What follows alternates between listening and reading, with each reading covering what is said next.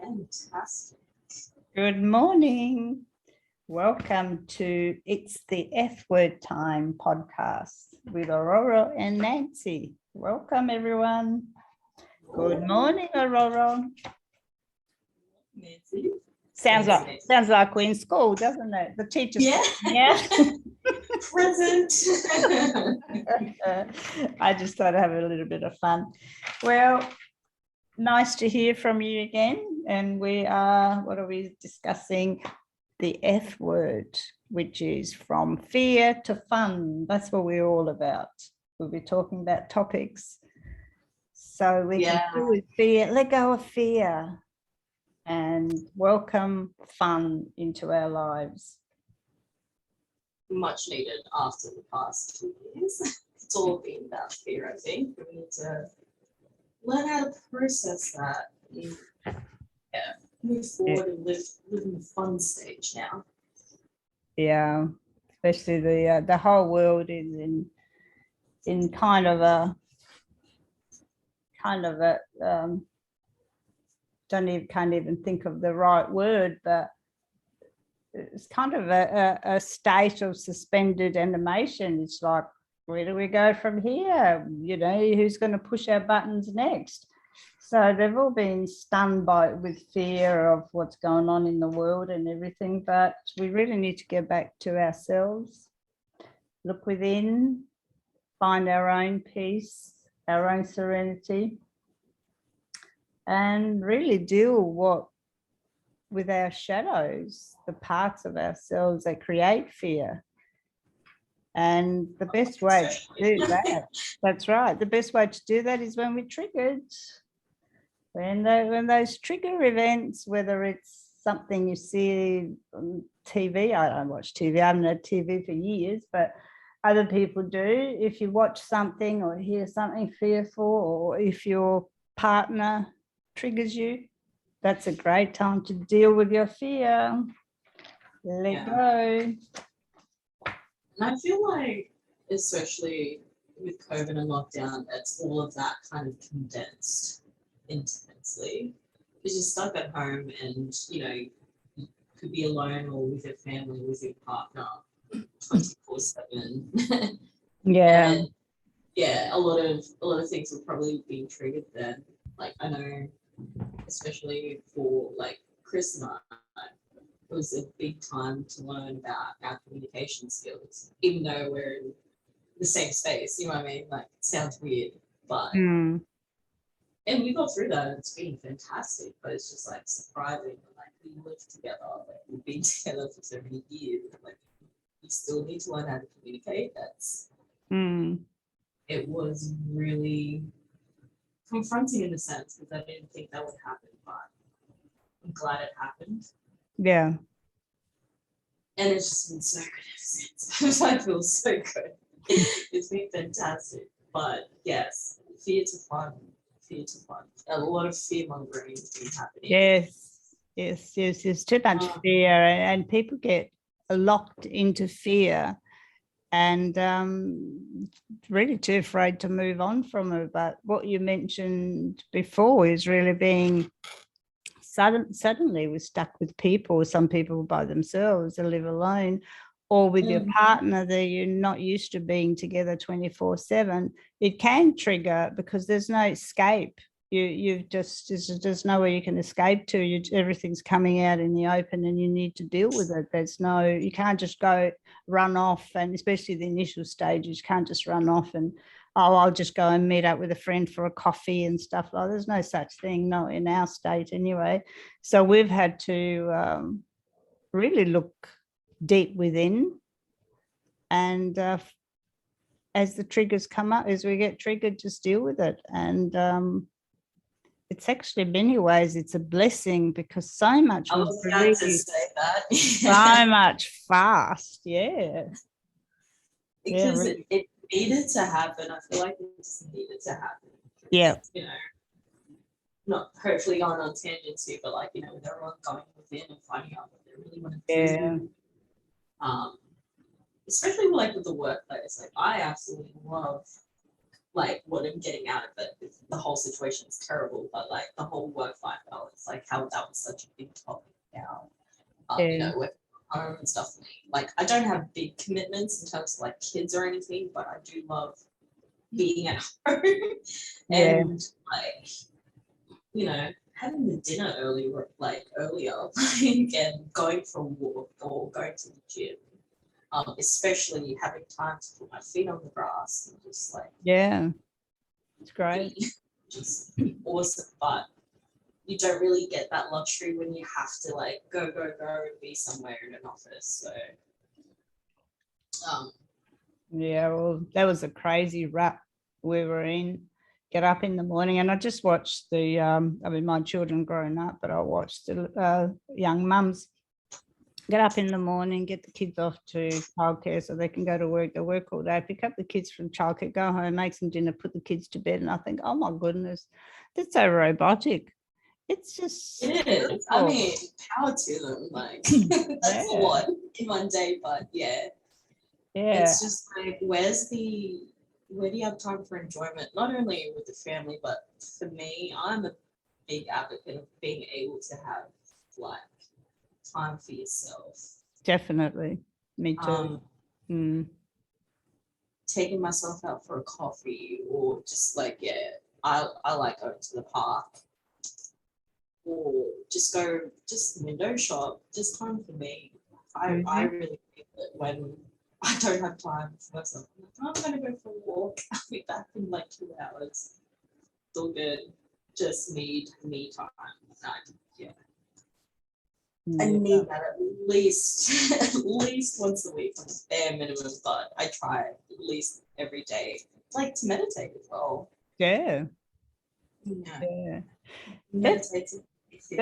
That's true. But now you look at your like your parents' generation and my generation. It's most people. We've been conditioned to work, go, do. If you stop to have time to focus on yourself, this is when we were young and not now. It was like, stop being lazy, get moving. There's work to be done. Do this, and everybody's in this working mode, and nobody was taught to have time out for themselves. It was always like now it's just, we realize how important it is, and it's good that you've understood that, or you've acknowledged that part of how important that is for you in your younger years. It's really, that's what everybody should be doing. Take time out for yourself. But there's so much guilt. You'd be amazed how many people feel guilty to take time out. I have to admit, I did feel guilty at the start, like, oh, I should be doing something, and then it was really, I'm gonna say it sounds crazy, but it's not. But I'm like, out loud in my head, I'm like, why do I feel guilty? Like I need time out because I'm gonna burn. Like I've had moments or periods where I've burnt out. Like the biggest one was after uni. Pretty much at the end of it, Dad was like, you passed out for like 2 days straight because I burnt myself out. Because I was working, uni, family. Somehow I tied in like going out as well. And I could in my younger years, like, why not? But I was just like, I'm so tired. I need a time out. So I realized I needed to do that regularly and not in like big chunks of time. And then like, I'm starting to feel a burnout. I should just chill for an hour. Like, no, chill for an hour every day because you deserve it. Yeah. Exactly. And it's about self-love, really. It's we've never been taught to have time to appreciate who we are. And really, self-love is very important because the more you spend time for yourself to regenerate, to get to know yourself, just to connect with nature, to listen to the birds, look at the sea, listen to the sea, waves, the rain, just connect with the nature and within yourself. It's so empowering. That it's very good for our health, extremely. But unfortunately, a lot of people find it very difficult to be on their own at any time. They can't face being alone for 1 second. They need to, I'm all by myself. What do I do? Oh, who can I ring? Who can I talk to? Where can I go? That's But why now, social media is so yeah, yeah. addictive. Oh, exactly. Yeah. Distracting. It distracts many people from, having the valuable time on their own to really get to know themselves. And the more you appreciate yourself, you feel better, and you kind of project that feeling good onto others. So Easily. everybody It's benefits. second nature. Yeah. Yeah. Pardon me. Yeah. It's been good, and a lot of hear from all different corners that this year is quite a big year for us, humanity, and moving forward and creating better communities, better lives for ourselves. So it's even more important to stay away from fear and just go within, calm down, breathe. Meditation is very important. Breath work. I find breath work very important. Just slow, deep breathing, just to relax, and learn that technique when you are relaxed. So if you are during anxiety moment or moments of stress, your body remembers you. That first breath you take in, you feel better because your body remembers to relax. And just simple techniques like that, it's just makes so much difference in your life. Yeah. And I totally agree that one of the things I think people who haven't really meditated or don't do it as a regular practice is it's really simple. Don't think too hard about it. It's more like whatever works for you that just gets you in a state of calm. Exactly. I think that's your meditation technique. Like for yourself, like you said, breath work. For me, it's literally, I feel it the second I do it is put my feet on the grass. Yep. And just, let my eyes just relax and be unfocused, and my eyes will pick up on something interesting like a bird or water, and that's my state of calm. So I could be listening to music as well, but most of the time I don't. So yeah, I think when people go into meditation, it's plethora of like awesome resources on how to meditate. But for me, it's just like whatever just gets you from stress or fear to just calm. And you just need to feel it for a solid 10 seconds and you're like, yeah, this is it. Yep, exactly. Yep. Yeah, don't think too hard on it. You're so right. You're so right when you say that, because that's what a lot of people do. They overthink about what kind of meditation should I do, because there are so many methods and it's very easy to get confused and you think you're doing it wrong. But yeah, your which body is silly for a meditation, but yeah, exactly. But I get it why it could be, because like, oh, you need to breathe and listen to this music and get your head into this space. No. Just be like, all right, stop. Yeah. Put yourself in an environment that instantly like drops your stress. Yep. Like patting your pet or anything. That's meditation to me, I think. That's right. Same here. Cuddling your pet and just not thinking, like unconsciously as well. And you're like, that's meditation, I think. It is, yeah.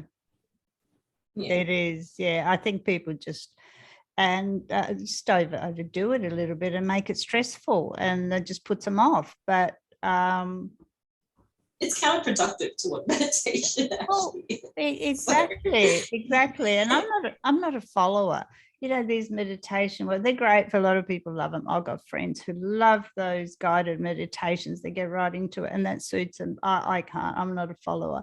I've got to create my own meditation and techniques where I relax. I've got to create my own affirmations because they mean something to me.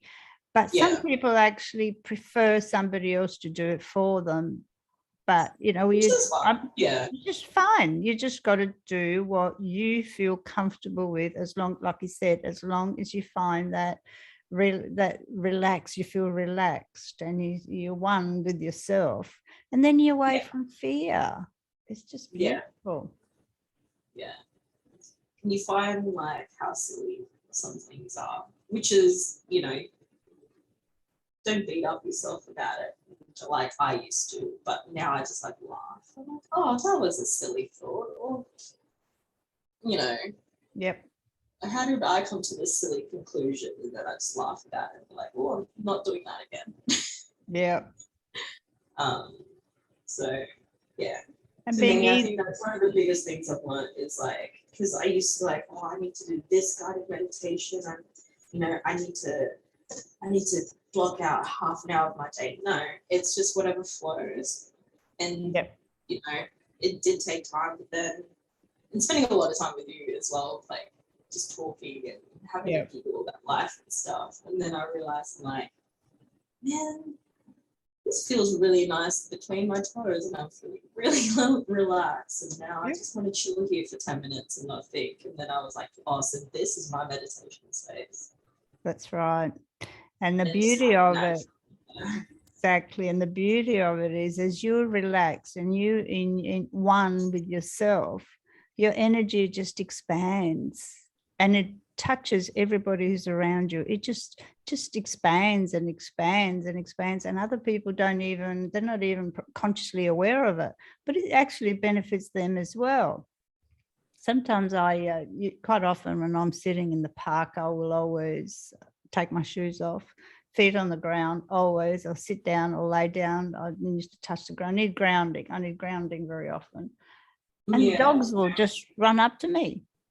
They just run up. The minute I sit down, there's all these dogs coming left, right, and center. They all come in to say hello.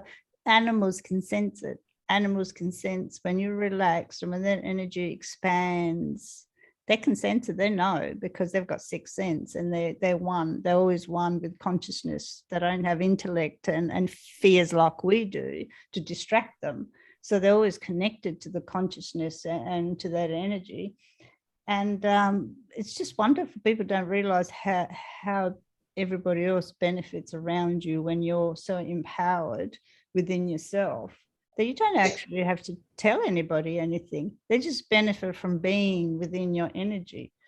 So that's another thing that I always focus on when I'm in public, when I'm around people, is always keep calm, keep my frequency high, calm, relaxed. And life is so much easier when you get to that point of always reminding yourself to lift your frequency. When I say raise your frequency, sometimes, you know, people don't understand what I mean, but it's anything that make you feel good. It could be a joke, a piece of music, anything that's fun. Put a song on, do a little dance, move the energy, anything that makes you feel good, or ring a friend and have a good laugh.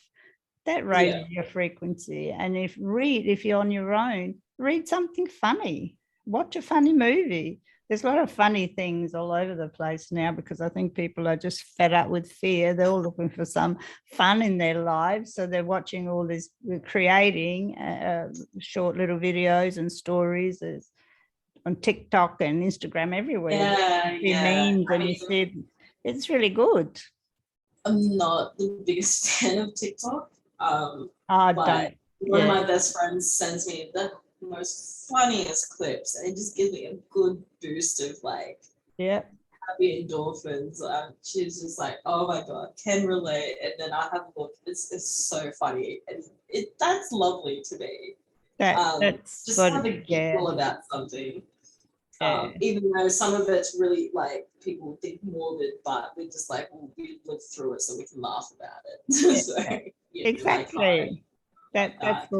That's exactly what we need. But if you're on your own, just walking around, or you're at home alone, and if let's say you're walking in the streets and you don't even have your phone, you can't listen to anything. Well, you can affirm something. You can tell yourself something funny, or think about something that made you feel really good. How wonderful it was when you were with such and such friend, or how beautiful it was when you went for a swim, and what a beautiful day it is. Always focus on what makes you feel good, and you can instantly, even me, just by talking about it now, I feel instant calm going through my body, and the energy is just so relaxed and calm because you're on the positive, you're aligned with your true self.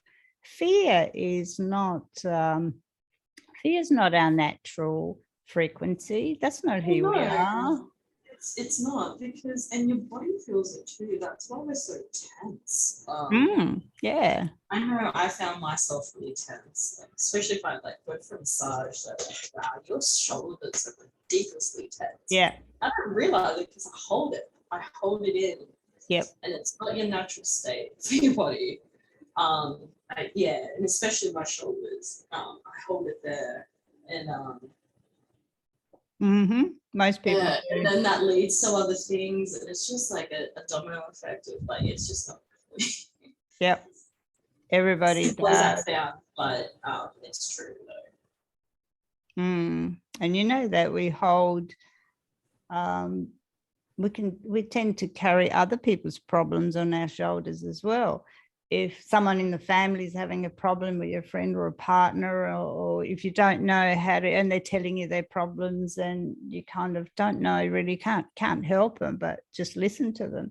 If you don't transmute that or transform that energy and release it, it could end up within your own energy field, and it weighs you down. And before you know it, it's like this weight is sitting on your shoulders, and your shoulders are tensing up, or your back's hurting, or your knees hurting. It's like you're carrying everybody's problems and you're not aware of it. So that's another really good thing, is just to learn how to process all energy. Just let it flow through you. You're a good vehicle. You've listened to your friend. They've unloaded on you. No, so that is their problem. They need to release it, and you just send them love. So you keep the energy flowing. So you're not carrying anything on board. So that's another thing I do. I've had to do it with my career for so long.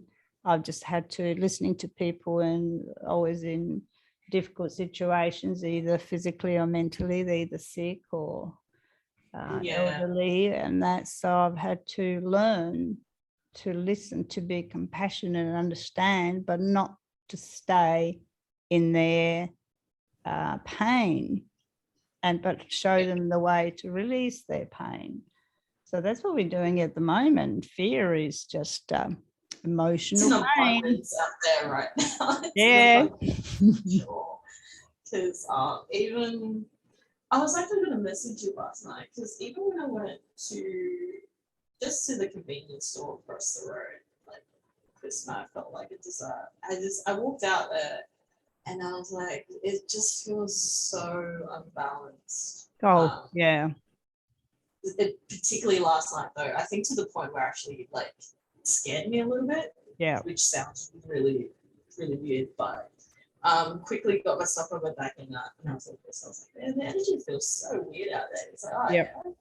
And he's like, oh, let's watch like a funny movie, and then I just like forgot about it. And, let it go. But it was just like it was scary. I still don't understand yet, but I'm sure I'll process it at some point why it was. But yeah, the energy felt very off. It's very intense at the moment. Yeah, many ways. If you are even astrologically, apparently we've just, any day now. I'm not exactly sure what day, but we'll be changing the nodes. I think the nodes of the moon will be changing from Sagittarius and Gemini to Taurus and Scorpio. So that's quite a big shift. Sagittarius and Gemini totally different to Taurus and Scorpio energetically. If anybody understands that bit of, I don't know a great deal about astrology, but I do listen to it because I think it's an important part of showing us who we are. We don't get controlled by the planets or anything. I think it just indicates where we're at so we can balance ourselves. And that was one of the things, and we've got a few so-called, I think Venus and Mercury still retrograde. There's a lot happening in the world, planetary planets, I think. There's actually a lot going this year with stuff. A lot. Like this month particularly, I'm the Just- same as you. I have to go near the water or nature. Yeah, I can't be in shops. When it's like this, I stay away from shops. I have to be in nature. Yeah, I find myself like just gravitating towards the park and just Yeah, playing yeah. because I'm like, what is happening? I get it, something's happening, but yeah, I think maybe it's a lot too fast. And like I'm subconsciously like I'm trying to process so much, but I can't comprehend it. So just the first thing is just to let the energy flow somewhere else. But yeah, particularly last night, I think I felt I actually haven't reacted like that quite That's strong one. in a while. Yeah. But Yeah. I love that I can recognize it now. So Yeah. When that's what I'm taking from it. yeah, true. When that happens, the best is just to go to your usual relaxation techniques. And sometimes if we try to work it out, what I've noticed, sometimes I'd be sitting there thinking, and Oh, you frustrate what is it? Yeah. Yeah. Yeah, that works. You overanalyze. Yeah. Yeah. So I try not to think about that. Like if it doesn't come to me straight away, it will eventually. But yeah. Yeah, you've got the good techniques. You know how it works, so you bring yourself back when like once you know how the process works, how we need to not manipulate in a bad way, but manipulate energy in a good way. So just keep it flowing. And if like at the moment the energy is very fast, it's a lot of fast frequencies, confusing frequencies. There's a lot happening in the world, a lot happening everywhere, and you can get into that whirlwind. It's like a cyclone, and you can just go around, start spinning uncontrollably. The best thing is always come back to yourself, come back to nature, chill out, take yourself away, and then connect with your spiritual self to see where to go next, what to do next.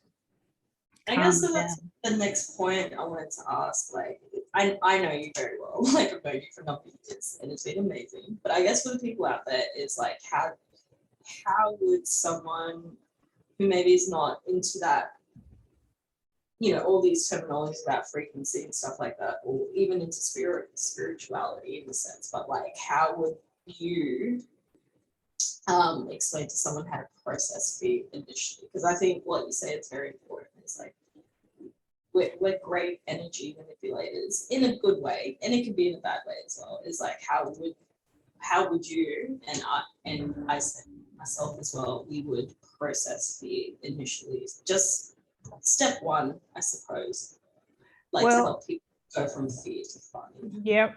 What I do with my, as you know, I'm a counsellor and I have been for many, many years, but go beyond just the average sort of counselling.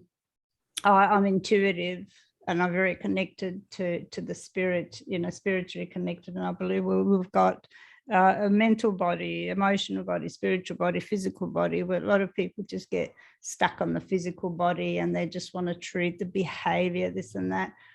But the best way, what I do with people who are not really aware that we can grow spiritually is to find their biggest trigger and then go down to the core beliefs. Every time we're triggered, there is a belief within you that doesn't belong to you, that you may have created it as a child or in school, or a lot of kids actually created lots of beliefs about their self-esteem and end up with low self-esteem after being bullied or compared, like girls, young teenage girls being bullied by other girls, or feel threatened or put down. So they create these beliefs of not being good enough, or being ugly, being a problem, being this, being something bad. So whenever something arises, whenever you feel fear or you're triggered, you feel anything, let's say you feel rejected, You feel not good enough, you feel unworthy, or some kind of emotional pain, or feel angry or frustrated or whatever it is, you have to go back to yourself and say, is that what beliefs you hold? Do you have a belief within you that is the truth, that you are unworthy? Is there a belief within? Explore your beliefs. Do you feel unworthy? Is that who you are? And just explore and think about it and work on that. And quite often, it may not come straight away, quite often people just get that within, not long. They'll just say, oh yeah, I remember my mum saying when I was young that I was never good enough, or something that I'll never make, or my teacher said I'll never amount to anything. And it's always within. We've got all of these beliefs stuck within us that we have to peel. I call it, like, it's like an onion, where each time we're triggered, we peel off another layer, another layer. Sometimes you've got to do a few layers for a particular belief that's so deep-seated. You just got to keep working on it until you get to your true core self, which is self-love. Because we really, it's all about self-love. We are perfect. Each one of us is perfect as we are. It's just our society and our upbringing and demands from the outside. When something happened within the family when you were young, you kind of, a child will feel that, will take that upon themselves as it's their fault. Oh, it's my fault that the parents divorcing, or that they argue, or whatever it is. It's just crazy how we create beliefs when we're through our, upbringing. And most empaths and really evolved people choose very difficult families, and you end up like a black sheep in this family. So you always kind of don't fit. You don't seem like you fit in, and until you find yourself, until you strip all of these layers, all of these beliefs that don't really belong to you. They limit you from being who you are. And it's the process. It's just a process, because it depends who the person is or how they've been triggered. So really, it's always to go back to your own self and think. If a friend upsets you and you feel really angry, sit down and think, why am I angry? Where did that come from? Why do I feel ugly? Do I have a belief that I'm ugly? Am I ugly? Where did that come from? And I bet you'll come up with answers. And I've done that myself. I have peeled off a lot of layers of these beliefs and let them go. And I've helped many other people peel so many. And I think that collectively, most of us have got this problem with rejection and abandonment. It just seems to be the most common theme that we're all dealing with. And now it's, perfect time for all of us to really reevaluate how we want to live and who we want to have in our lives and how we want to behave.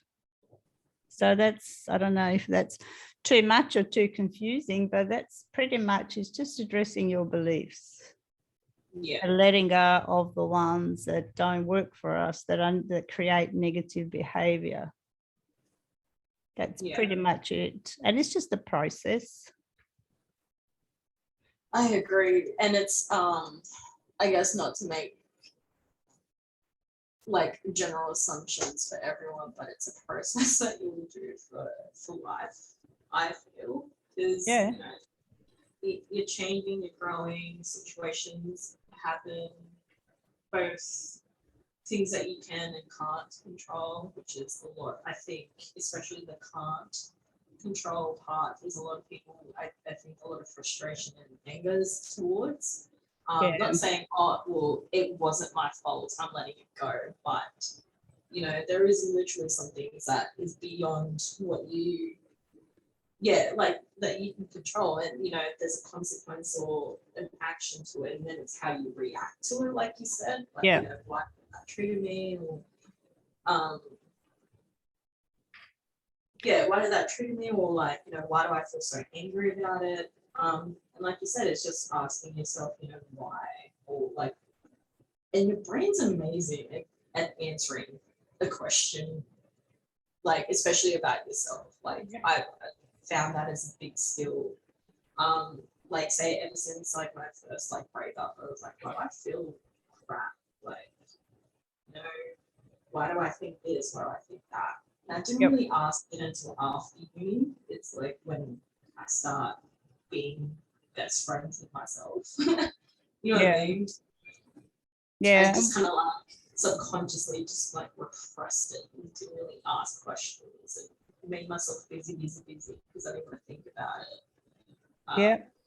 Yeah, pretty much. And what do? As soon as something negative happens, we tend to blame ourselves. Oh, you idiot, you done that, you're stupid, you're moron.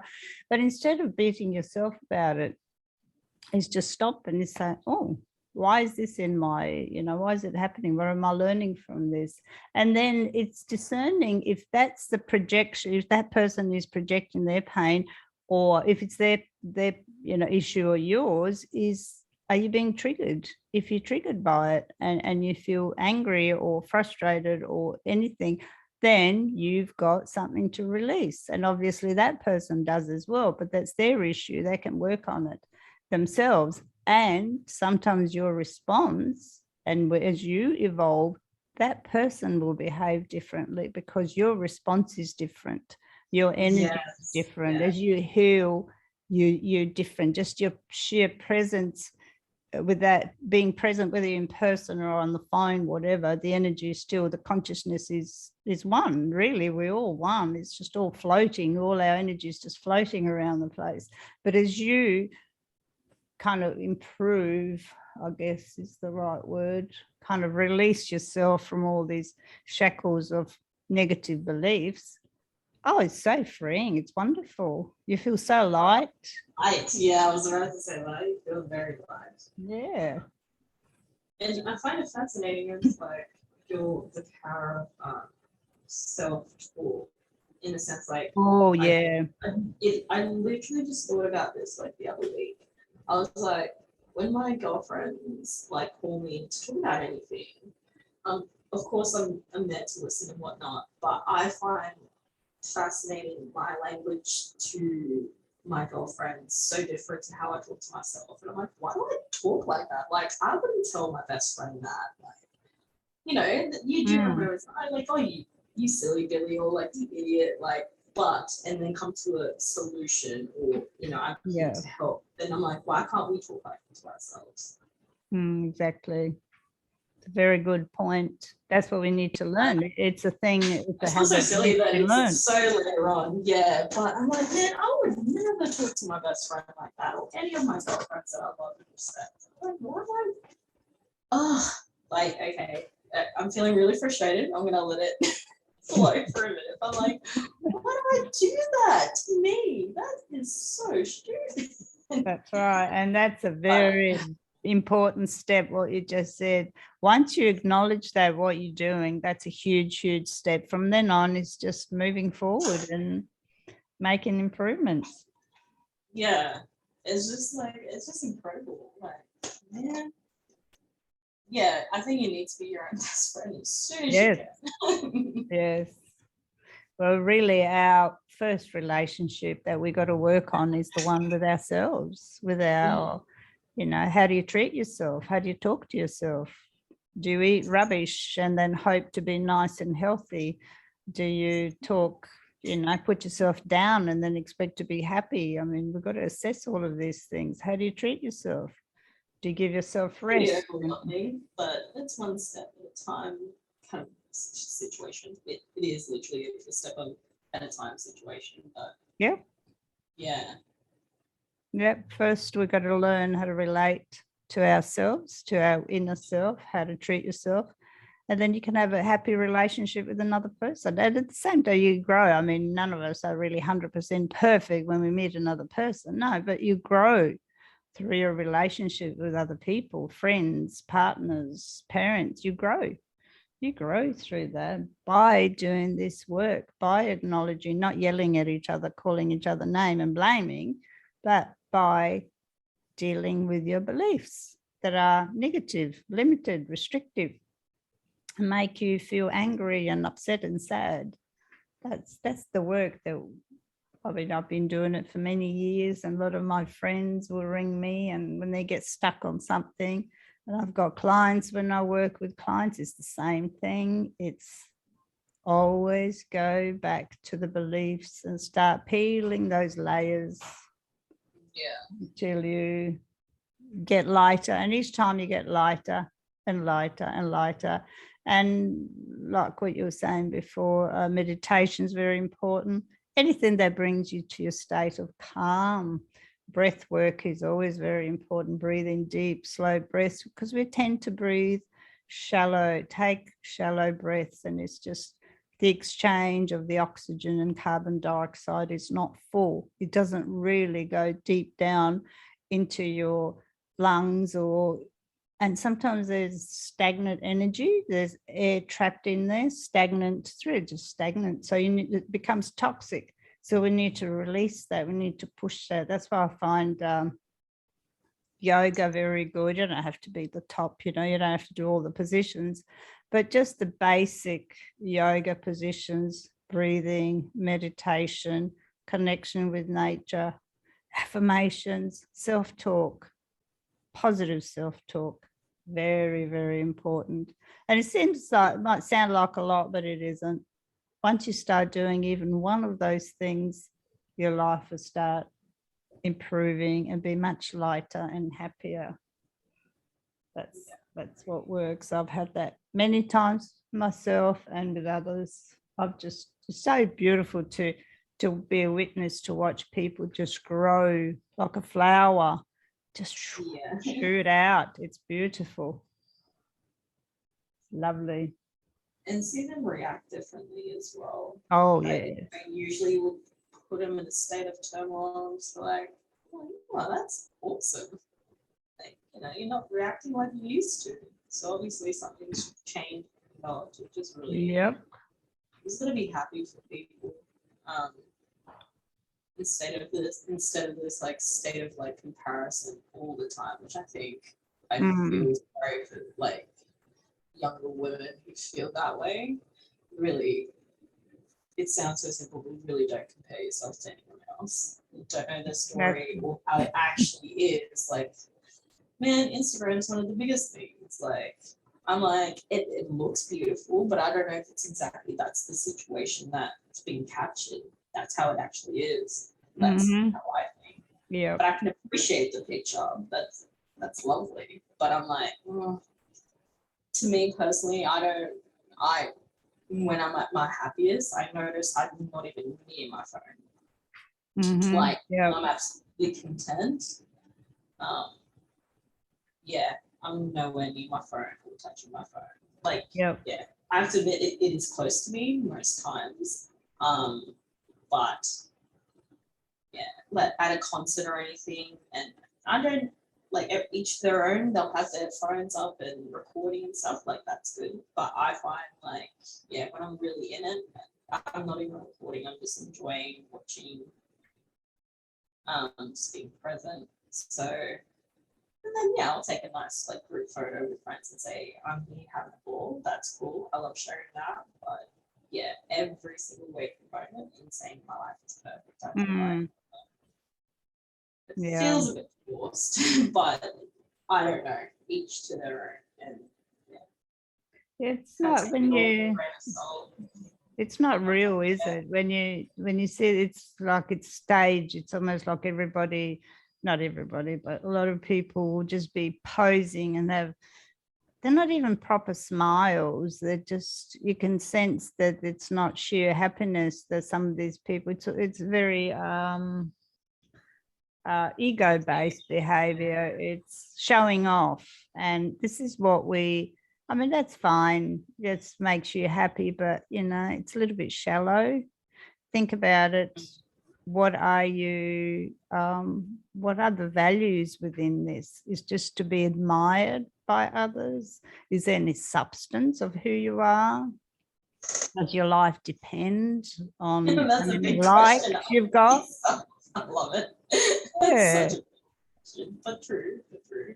It's kind of people need to reevaluate their life in general. I don't judge anybody. I observe, each to their own, but I will know after all these years working with people, dealing with their issues and stuff. I had myself, of course, you always know from your first experience. I mean, I've had a lot to release and a lot of anger, and I had to deal with that.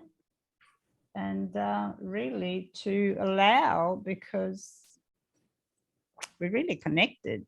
We are all, when you have you don't realize it. That's why sometimes, like for an example for me is I will literally walk by someone or say and be in the same space in a shop, and for some reason I'm angry.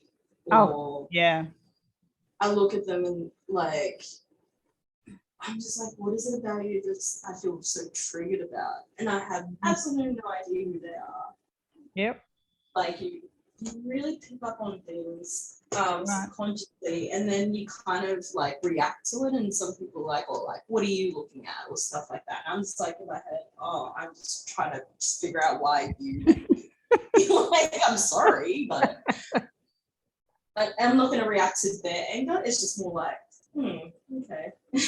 yeah, exactly. I remove myself, but yeah, it's just fascinating. Like people trigger you subconsciously. Oh yes, yeah, and you're an empath. You pick it up very, very easily. We're both the same. Walk into a room, we know immediately. You sense the energy. You know whether you belong people, there I or can't not. be in the same room as them. I just can't for some reason, and I'm not gonna fight it. It's just I'm just I just can't resonate with you for some reason, and you give me the shits, even though I haven't done anything. But I'm not gonna be rude to them. I feel like no one needs that. But some people I literally felt like, man, there's something about you. I can't. So you pick it once you start feeling and resonating and stuff. I'm just like, you do. What is it about you?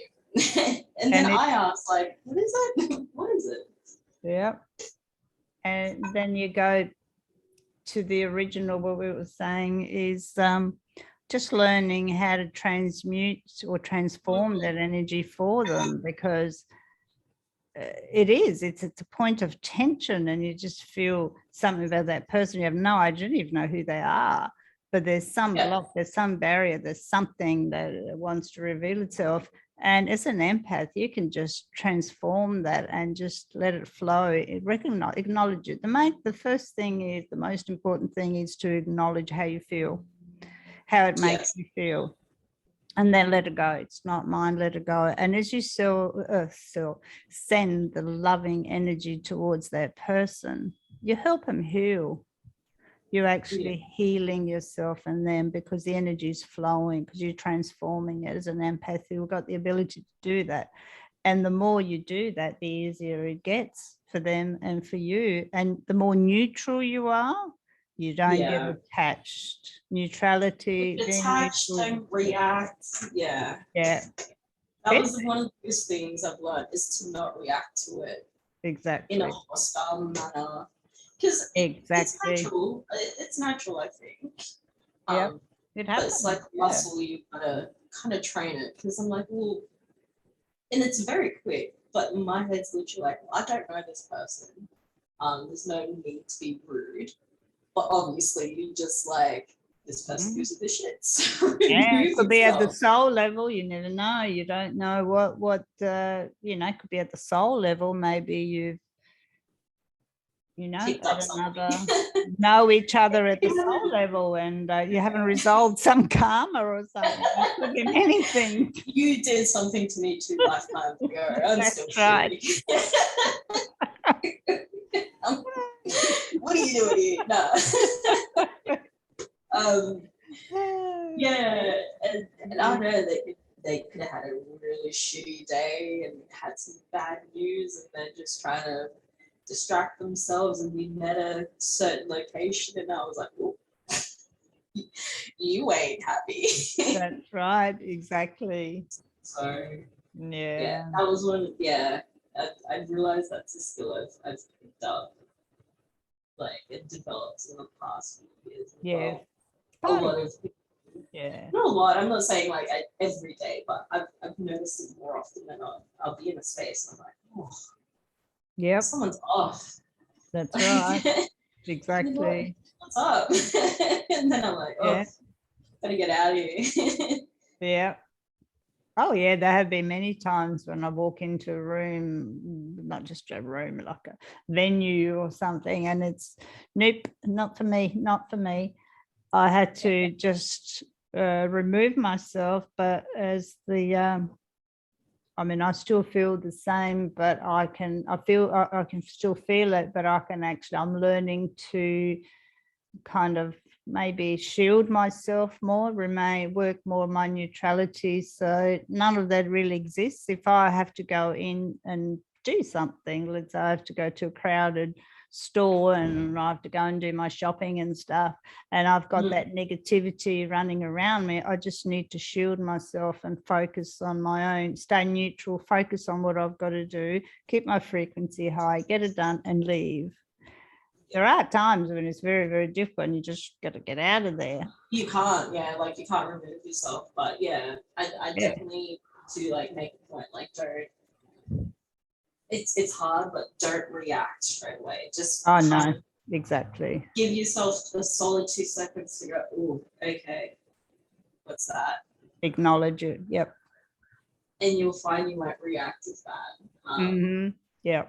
Or even react at all. Like, yeah, I tend to be very like I look very stone faced about it, just because I'm like, I'm just being conscious to not be rude to you. But yeah, it's protecting yourself, isn't it? Yeah. More so, I think, of course, with COVID and all that, but more so, I feel it out there, especially at the shops. Oh yeah. I'm really weird. Like I see myself like, like like what's that game? Like snakes and blood, or not snakes and blood, but like snakes. Like I'm weaving in and out of the crowd because I'm. Exactly. Yeah, like you said, sometimes you can't remove yourself from the situation, but just to recognize it and then not react. Or react, I guess, in a compassionate manner. Sometimes I feel like they just need a smile, even though it's not what they want. They're just like, oh, okay. Like I've done that a fair few times where I'm like, ooh, and then I'll just smile because I don't know how to do anything else when I'm trying to be rude. You just feel like the energy just kind of like dissipate. It was like, the tension is being slightly released. That's right. Yeah. And you can do that when you're neutral, and what you just said is so true. You just, because you're calm and you're relaxed and you're neutral, you can smile, you can be yourself, because that's who you truly are. You're not an angry mobster who just walks in or ignores everybody. It's just when the energy is so tense, we've got to kind of protect ourselves and find a way. But I find sometimes I just hum. I do a little song, sing myself a little song. I just even do a little. Yeah, you do hum. Yeah, you do hum quite a bit. Yeah.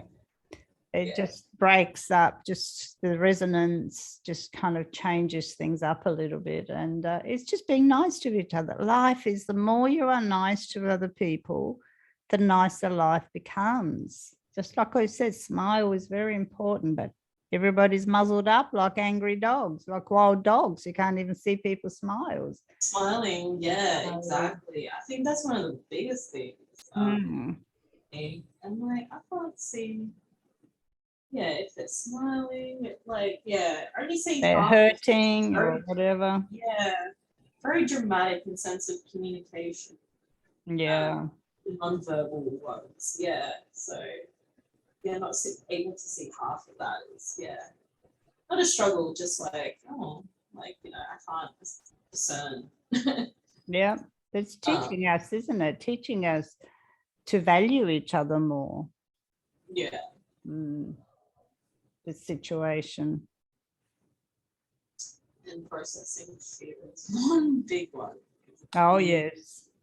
Oh yes. And just move. Don't be stuck in fear, and just transform it into fun. It's not fun like you don't care, I don't care. No, it's not that fun. It's fun, feeling light, feeling good. That's what we're about, from fear to fun. I think we've been talking for quite a while. I forgot to look at the time when we started recording. So it doesn't really matter, does it? No, it doesn't. We got things to say. Plenty of things to say, but I think this is a good start. I feel light. I feel incredibly light. So Yeah. thank you, Nancy. Good. Thank you for the lovely conversation. It's been, I feel very light, very connected all through our conversation. I felt the energy really connecting, and it feels really good, actually. I hope people really understand what we're talking about. Even if it's just like a small part of it, hopefully. Yeah. And yeah, Nancy and I do go on tangents, and we've had hours and hours of conversation, but it's always been very, very valuable. Yes. Very needed. Yeah.